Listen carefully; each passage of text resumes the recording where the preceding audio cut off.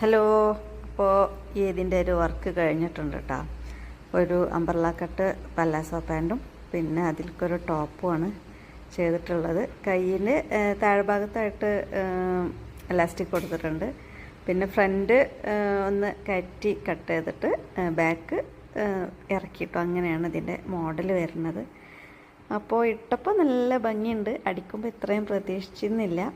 പക്ഷെ നല്ല രസമുണ്ട്, കംഫർട്ടബിളായിട്ട് ധരിക്കാനും പറ്റുന്നുണ്ട്. യോക്ക് പോർഷന് നമ്മുടെ ആലിയ കട്ടിൻ്റെ ഒരു ചെറിയ ഒരു മോഡലിലാണ് കൊടുത്തിട്ടുള്ളത്. യോക്കും സ്കേർട്ടും വേറെ വേറെ തന്നെയാണ് കൊടുത്തിട്ടുള്ളത്. അപ്പോൾ ഇതെല്ലാവർക്കും ഇഷ്ടപ്പെട്ടെങ്കിലൊന്ന് കമൻറ്റ് ചെയ്യണേ. ഇതാണ് ഇതിൻ്റെ ഒരു മോഡൽ.